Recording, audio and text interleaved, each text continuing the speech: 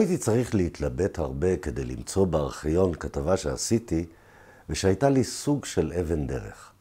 2.5 של טיסה ב-F-15 זה הרבה זמן, שלקח אותי לחשוב ולחלום. לחלום על מציאות אחרת של שידור ציבורי במדינה דמוקרטית.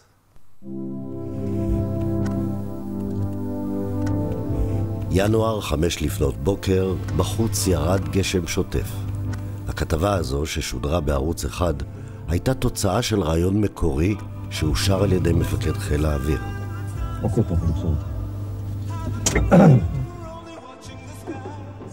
הימים היו מלאי מתח של מלחמה ברקע, ובמסגרת משימת הגנת שמי המדינה, 6 מטוסי קרב שלנו, זוג F-15 ו2 זוגות F-16, גייצו את השמיים הלוך וחזור דרום מרכז צפון 24/7. הרעיון היה פשוט, אנחנו נלווה את אחד הפטרולים, נצלם ונשדר כתבה בחדשות. הערבים שעוקבים אחרי שידורי הטלוויזיה של ישראל יראו, וכך יעשה סדר חדש בפטרולים. מזקים, חגורות, אפשר לשחרר, הלכנו באוויר.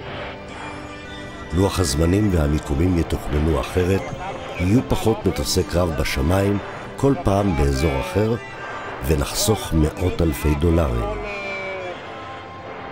לכיוון ירדן, במזרח, אנחנו מסתכלים מזרחה,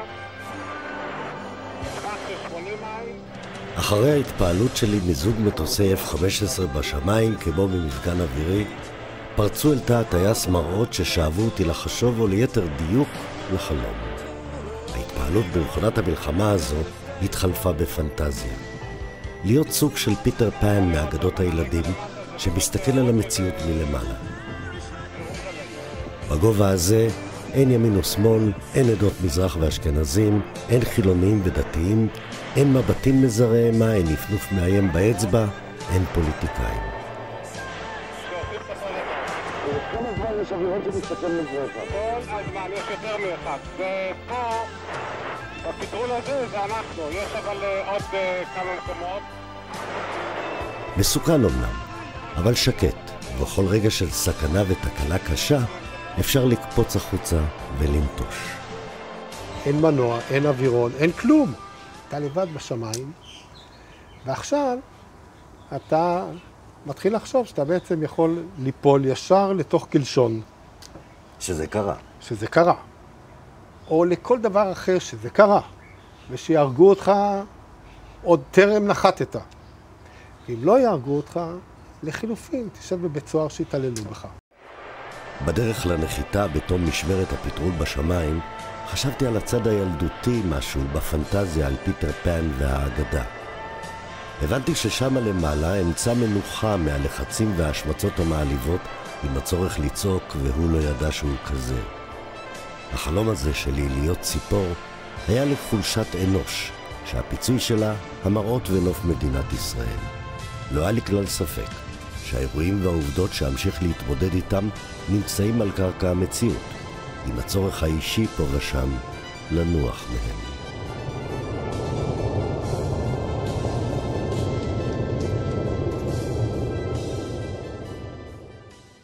המפגש שלי עם יורם הירש במסגרת החיפושים אחרי היכולת להסתכל על המציאות מלמעלה היה בלתי נמנע.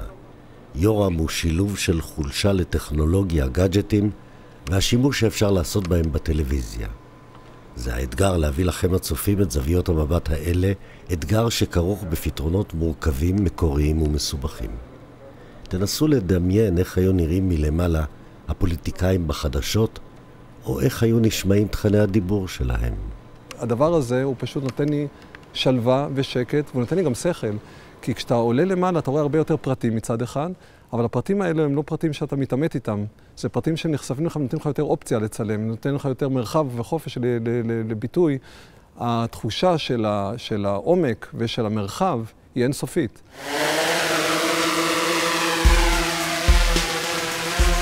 בהמשך מסע החיפושים הגעתי לשוקי אמזלג ואורי אלוני והרחפנים שלהם.